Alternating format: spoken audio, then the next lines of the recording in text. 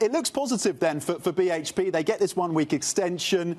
Talk to us about how the agreement, or at least the discussions, are moving forward. What sense do we get that's coming through from both these parties at this point? Yes, Tom, the saga continues.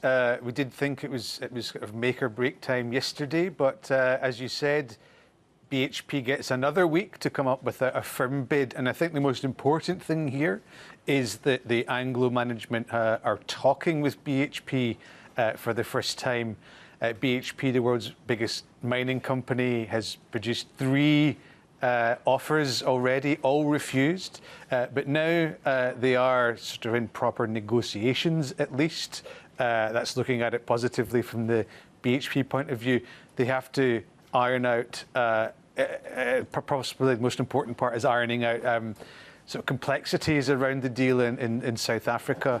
Anglo is a complicated company, and BHP's bid is seen as quite complicated because it's a multi-step bid where some assets have to get sold first.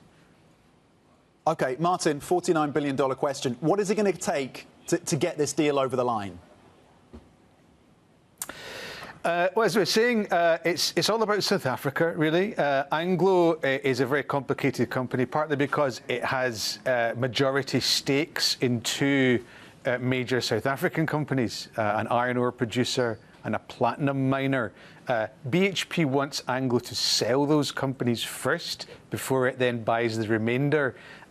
The problem with that is it leaves Anglo shareholders exposed to a lot of regulatory risks.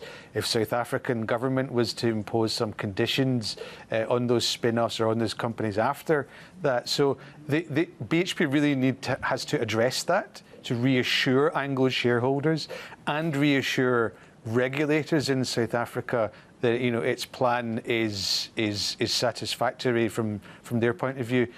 At the same time, it's obviously got to be mindful of BHP's shareholders. I think there's less room for them to lift the offer significantly more, but there may be some wriggle on the structure and the conditions.